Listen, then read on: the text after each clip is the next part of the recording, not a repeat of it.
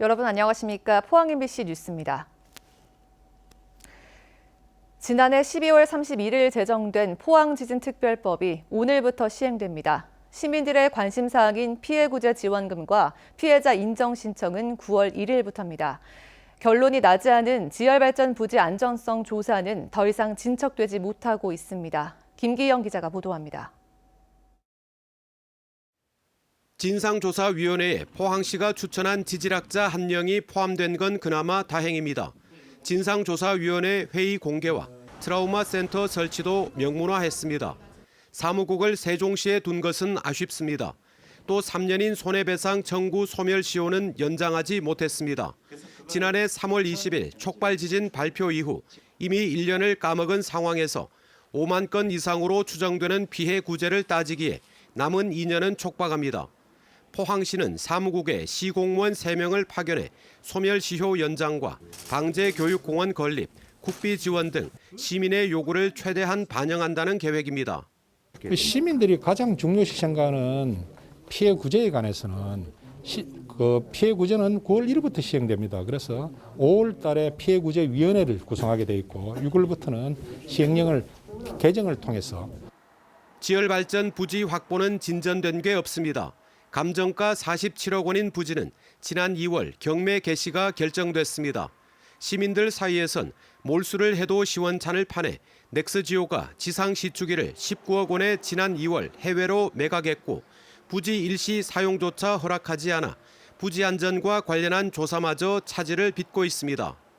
신부 지진계라든가 지하수 변이계를 빨리 설치해서 모니터링 시스템을 구축을 해야 되는데 그것이 이제 부지가 확보가 안 되다 보니까 지연이 되고 있는 상황입니다.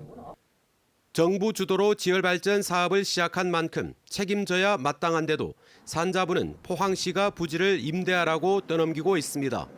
우여곡절 끝에 특별법이 시행은 되지만 실제 보상 단계에 들어서면 불만이 상당할 것으로 예상됩니다. MBC 뉴스 김기영입니다. 포항시는 오늘부터 모든 해외 입국자는 코로나19 검사 후 14일간 격리하기로 했습니다. 해외 입국자는 KTX 포항역에 도착 즉시 전원 검사를 실시하고 14일간 자가 격리한 뒤 격리가 해제되기 전까지 한 번 더 검사합니다.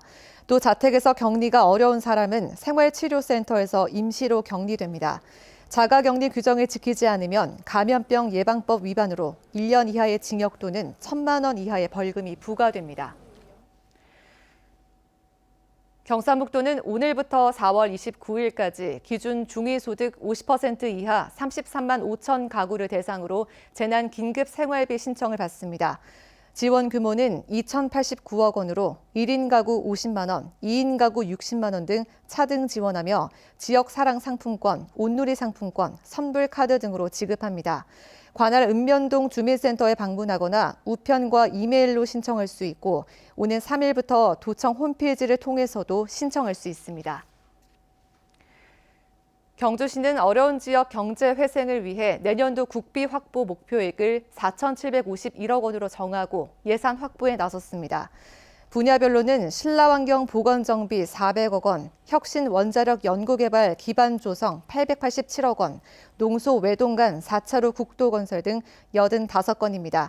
또 신규 추가 사업을 적극 발굴해 정부 예산안이 마련되는 8월 말까지 국비를 추가로 확보할 예정입니다. 울진 봉화간 국도 36호선 신설 구간이 오늘 오전 9시를 기해 완전 개통됩니다.